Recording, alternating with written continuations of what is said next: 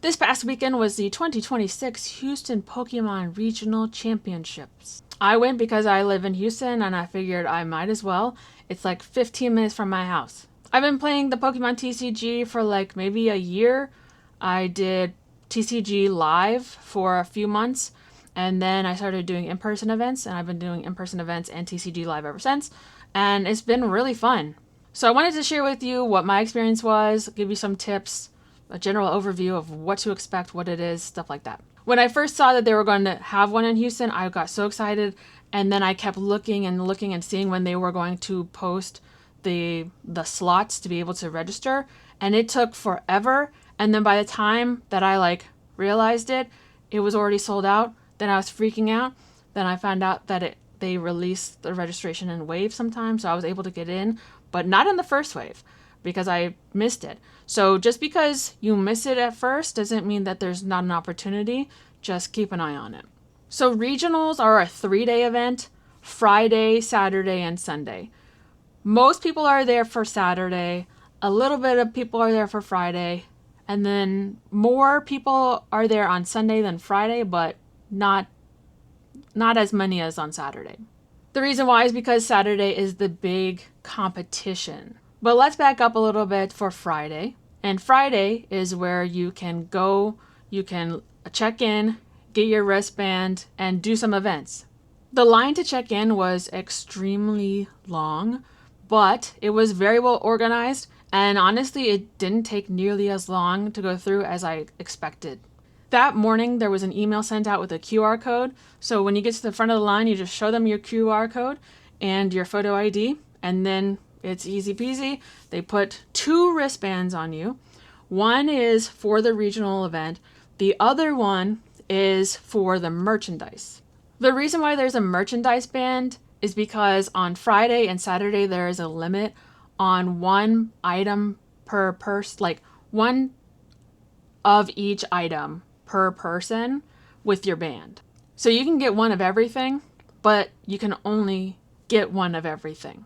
Once you've made your purchase, either on Friday or Saturday, they cut off that black band, they keep your regional band on, and then if you want to buy more stuff, you can on Sunday. But anyway, once you get your wristbands, then you go through security, and there's a bag check. Now, the guidance on bags can be a little bit confusing, so let me make it very clear. You should bring drinks in. You should bring food in. And on Friday, there were a lot of people with carry-on suitcases because clearly they had just come from the airport. And there were a lot of people with carry-on suitcases on Sunday because they were just going to go to the airport right after. Therefore, you are allowed to bring carry-on suitcases. You are allowed to bring backpacks, stuff like that. Now, as soon as I got in, I was overwhelmed by the amount of tables and space. I've been to many, many events at this convention center, so that was not the most surprising thing, but the amount of tables and chairs was really crazy. There was a sea of tables that had blue tablecloths, and those I learned were the TCG tables. There were a smaller amount of tables that had red tablecloths, which were the video games, for the Scarlet and Violet video game. And then there was a very small amount of tables with green tablecloths, which were for people who were competing for Pokemon Go. Then what I noticed is on the other side of the hall, there was this giant room. There was a very, very long line of people. And I was like, okay, I probably should go with the long line of people. So I walked over there. I asked the guy who was in line, I was like, hey, what is this the line for? And he was like, it's for the playmats and the promo cards. And I was like, okay. So I was like, okay, that sounds good. Now, as for what is that? So there's this Dawn card, super playable. But what's important about it is this regional championship, is Pokemon Regional Championships stamp, which makes it far more valuable and elusive and hard to get because you can only get it at a regionals. The other thing is the playmat. Mega Heracross. So I was hoping that it was going to be Mega Gengar, but it wasn't. So I guess it changes based on which regional, but I do have a little suggestion for the Pokemon Company. Can we make it so that like something like this has Houston on it, like something for the city. Because a lot of people did travel, and it would be really cool to have what city you got this from on the item itself. So I kept following the line, and the line never seemed to end. It was like extremely long. And I got to the end of the line, and I almost stood in it. But then I saw on the other side was the merch booth, and they had a much shorter line. They definitely had a line, but it was a much shorter line. And I was like, I figure they'll probably have enough playmats and promo cards for everyone who signed up. So I don't really need to stand in this line. So I'll go to the merch booth instead. So I went over to the merch booth, stood in line. I didn't take note of the time, but I would say it was probably like 20 to 30 minutes max. It wasn't an eternity. It was okay. And there's a QR code at the beginning of the line where you can scan it and you can pull up on your phone a picture. It has a picture of all of the items that are for sale and how much they are. So you have a lot of time to think about what you're going to get before you even get to the front of the line. And then they had like maybe 8 people working the table. So it was pretty quick. So I got this hat, this Regionals Pikachu hat, and I got this Gardevoir shirt. Even though I didn't play Gardevoir, I played Dragapult.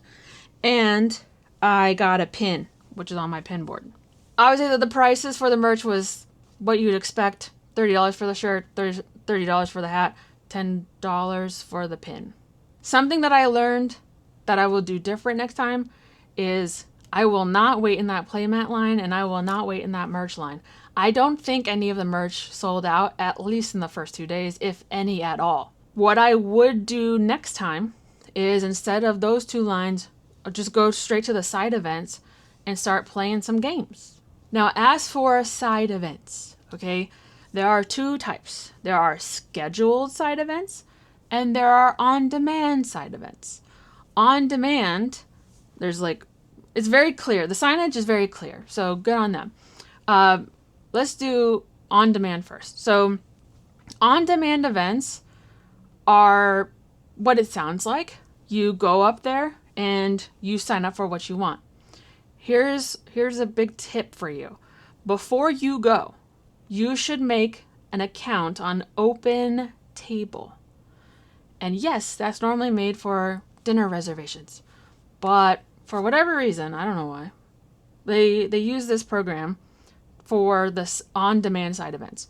So I would suggest making an account for Open Table in advance and connecting a credit card or something to it, so that way you can pay for the side events. There are a variety of side events. There are side events for the video game Scarlet and Violet, and for Pokemon Go. But I only played the TCG, and I only played like half of them, so I can kind of explain some of them to you. The first on-demand side event that I did was for the Pokemon TCG Standard 4-player pod. And basically what that is round robin. So you pay $10 in the Open Table app, and they'll help you to figure that out. $10. Then you show them it, and then they'll be like, okay, what's your name, blah, blah, blah. And then she automatically signed me up for this 4-player pod one, but it ended up being perfectly fine. It was a good option. And they basically just have a piece of paper that's a printout, that's like a template, and they write down 4 people's names, and then once 4 people are on the list, then a judge collects these 4 people and brings them to a table, and then we start. So I went by myself, so I was added just as one person. But if it's you and your friend, or you and 2 friends, or you and 3 friends, then you could even make your own pod, or you can just add on to somebody else. That 4-player pod was $10, and then depending on how many wins you got affected how many prize tickets you got. The prize tickets you redeem at the prize wall. And the prize wall is basically the same as at an arcade where you turn in your tickets for little items. And I will say that the value is really, really good on these prize walls, because for 10 prize tickets, you can get an entire pack. And they had a pack selection at the beginning of, I'm pretty sure, Destined Rivals, Surging Sparks, Twilight Masquerade, Paldea Evolved, Astral Radiance, and maybe one other one. So they had a selection. And like the Paldea Evolved packs by themselves right now are like worth at least $10. So if you get one pack, that's a good deal. And also for context, I was the worst. I was the most losing of all of the people in my 4-player pod, and I still got at least 10 points, so I got a whole pack. If you're into Gym Leader Challenge, there was a lot of opportunities for Gym Leader Challenge events. That's not my thing. I don't really know anything about it, but I just want to put that out there. There are 2 more on-demand TCG events. One is called the Ditto Pack Battle 4-player pod. I will say I'm still confused about it. I did it, but I was confused about it. It was at the end of the day. There were only me and 2 other people, so it was not a 4-player pod, it was 3. And then the judge that we had didn't explain it very well. Plus, we got Phantasmal Flames, which has megas, and it just made it very unfair. But essentially, again, I don't really understand it, but essentially, they give you a free pack, in this case, Phantasmal Flames. We got a free pack, and then he's like, okay, in those 10 cards, you're going to make a deck. And he has energy, and so you're going to make a 20-card deck, so you're going to add 10 energy to your 10 cards. And then there's, again, it's complicated, and I feel like I didn't really leave understanding what it was. But I will say that for round 1, I got a pack. For round 2, I got another pack of Phantasmal Flames. And then I did the worst out of everyone, and I got at least 10 more points. So I got another pack. So it was $10 for that one. And I ended up getting 3 packs, and I did the worst of everybody. So it's not a horrible proposition, but it would have been more fun if I really understood what was going on. I think the last type of TCG on-demand event were the TCG raid battles. I did not do this. It's $10. I didn't do it. I just didn't have the opportunity. But I will try this out next time. My understanding is that it is 3 or 4 people against a judge who plays like a more powerful Pokemon, I guess. And then you all cooperatively work together against the raid boss. So that's the only game that is cooperative. And I think that's really cool to have a cooperative game. So just to clarify, for the on-demand side events, it'll start as soon as 4 people have signed up for that event. So that could be immediately, that could be 10 minutes. It just depends because it's on demand. The other type of side events are the scheduled side events. On Sunday morning, I signed up pretty early at 7:30 for the TCG Build-In Battle, which was $30. And that event happened at 10:30 that morning. I signed up for that because I heard that it was Destined Rivals, and I love Destined Rivals. And a Build-In Battle, for those of you who don't know, is what you get at a pre-release. If you haven't gone to a pre-release, you should. It comes with a 40-card pre-constructed deck. Normally you compete with a 60-card deck, so just note that is 40 cards. But it also comes with 4 packs of whatever set is on the outside of the box. The way that it works is, at least this event or at a pre-release, is you open up your box. You don't know what, out of 4 possible decks, you don't know which one you're going to get. You open that up, you see what the cards are, then you open up your packs, and then whatever cards you find in your packs, you can add to your deck and remove whatever. Like, if you add 1 from your pack, then you need to remove 1 from your deck. You get it. So that's a lot of fun. It did sell out, that Build-In Battle on Sunday, and it topped out at 130 people. And I would say normally a game store will get like 30 copies of a Build-In Battle for a pre-release. So to have 130 people is kind of insane. But it was really cool. There was also one on Friday and probably one on Saturday, but I was busy during the competition. So I would suggest, if that's something that you're interested in, see what time the registration opens, because that will sell out pretty early. The other scheduled side event that I did was the TCG Sisterhood League. I did that on Friday and I did that on Sunday. Signed up in advance. It was $15. This was one of the best way to get prize tickets for me personally, because I kept losing in the other side events. But for this one, I feel like you got 50 points by default. The Sisterhood League is really cool. I'd highly recommend it because it's girls of all ages. So the youngest that I played against was a second grader who was really cool. And then the oldest was like a middle-aged mom. So I didn't play against anybody who was like old.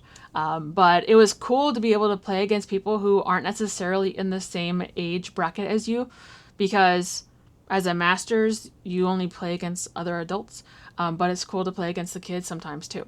If you want to compete in a TCG tournament that's not the big regional event, there are some scheduled cups and I don't know how many times, but there's a cup and there's a challenge and there's a standard tournament.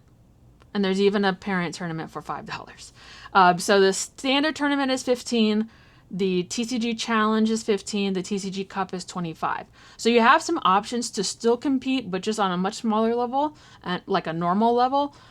Those are options for you as well.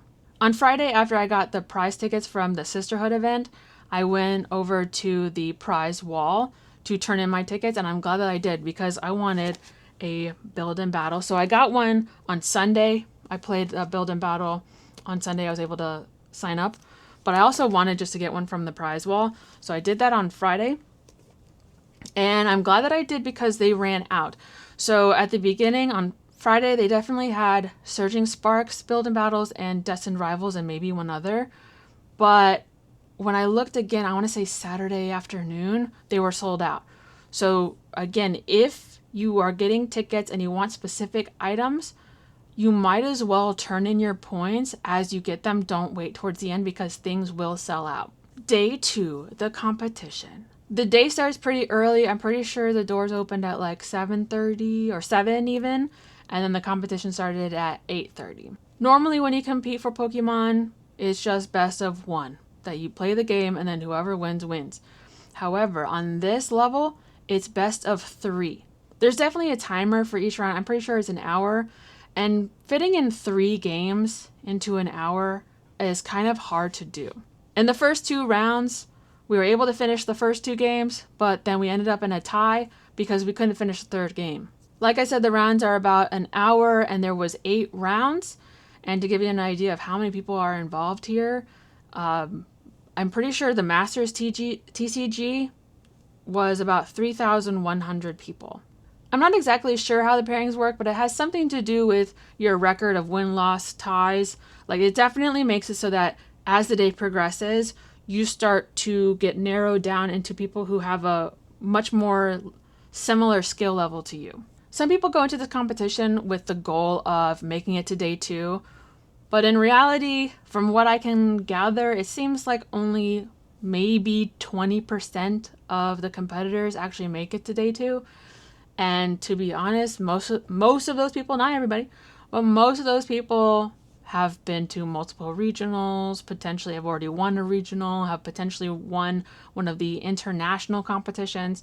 Like, they're really, really good. And for those people who are more competitive and want to make it to day 2, a lot of times they'll drop out pretty early if they see that their ratio of win to losses make it so that it's either impossible to make it to day 2 or very unlikely. I went into this knowing that was not my goal.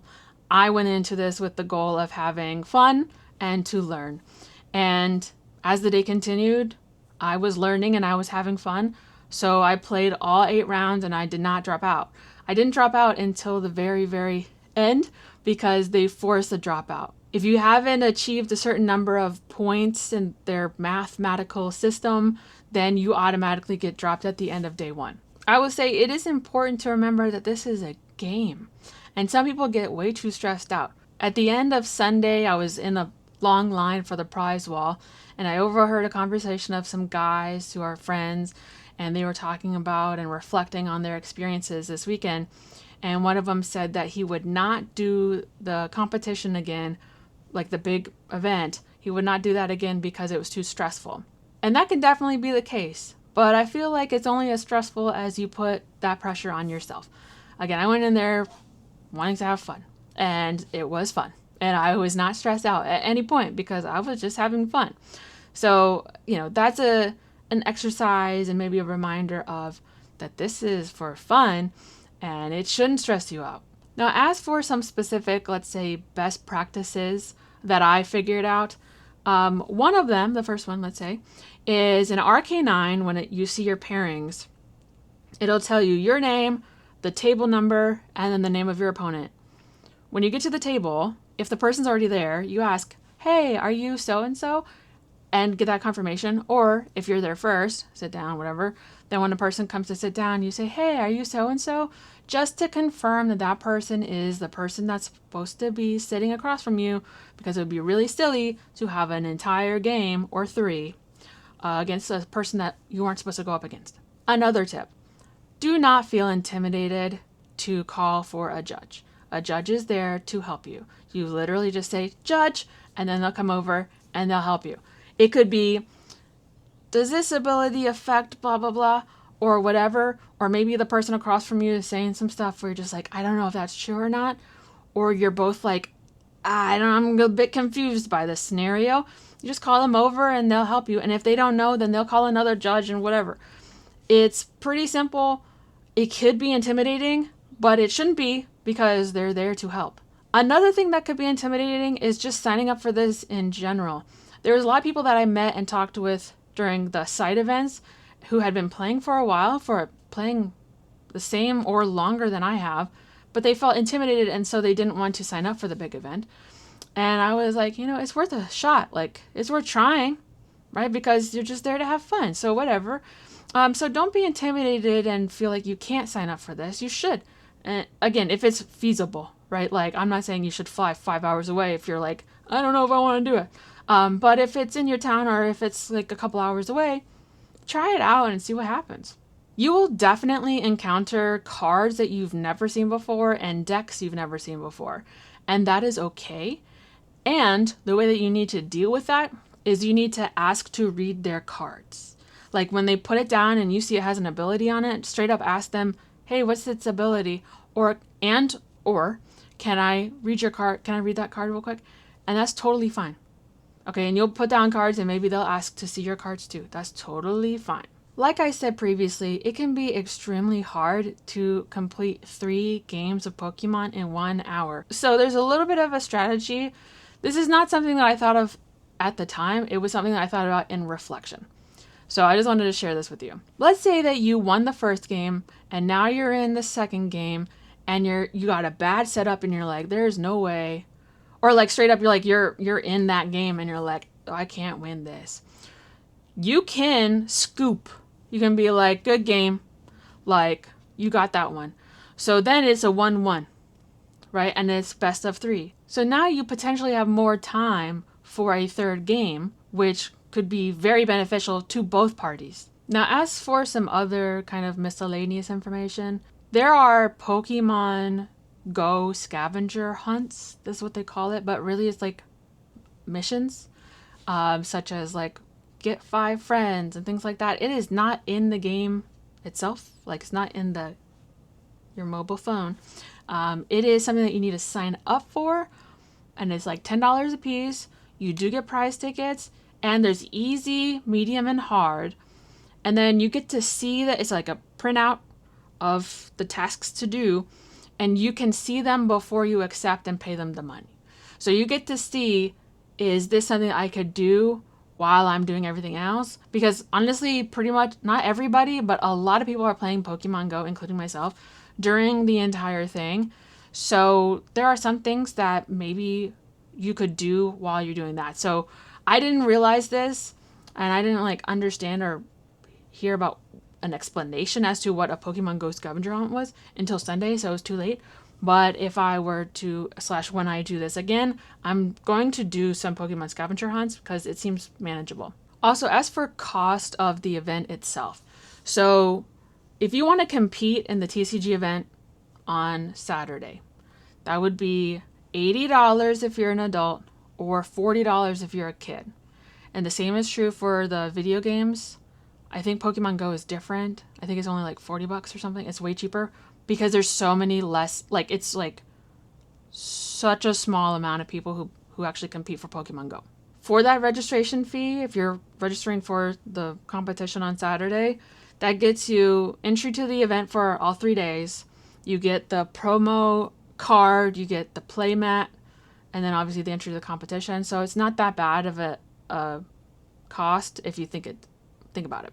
If you want to attend the regionals but you don't want to play in the main event on Saturday, there's a spectator pass and it's $20 and it gets you in for all 3 days, and it allows you to pay for the additional side events just like the regular competitors. So it's not a bad deal at all. And finally, I will say that after the TCG competition ends on Sunday, I don't know actually when the standings are posted. I don't know if it's Sunday night or Monday morning or whatever. I didn't look until Tuesday. But in RK9, you can see for that regional what your standing is out of the amount of people who participated. So for me, out of the 3,132 competitors, I got number 1,528, which is the top 50%. So not bad. Not bad, considering it was my first go and I was just playing for funsies. So that was a lot of fun. In case you're wondering, I played the Dragapult deck. People have opinions about that one way or the other, but I figured that if I played a good deck and I lose, the only person to blame is me. It's not the deck, it's me. And again, I live and I learn. I made a lot of mistakes, but my goal was to try not to make those same mistakes again, and I did pretty well. So yeah, I wanted to share that information for you. If you ever get the opportunity to go to regionals, if it's in your town or if it's a couple hours away and you're able to go, highly recommend it. Highly recommend it. It's a lot of fun. I got to meet people from Mexico, Canada, New York, Florida, Iowa, like a bunch of different places, and a lot of people from my town because it's in our town in Houston. And so I got to actually play against a lot of local people too that I had already met. So like even during the main event on Saturday, I played around against a guy that I had played at a pre-release on Tuesday of that week. Out of 3,000 people, I got paired with this guy that I had already played against a few days before, which is really crazy and really cool. So again, highly recommend it. If you have any questions, ask away. I may not know the answer, but I'll try to answer it the best I can, or at least point you in the right direction. So until then, we will see what happens next.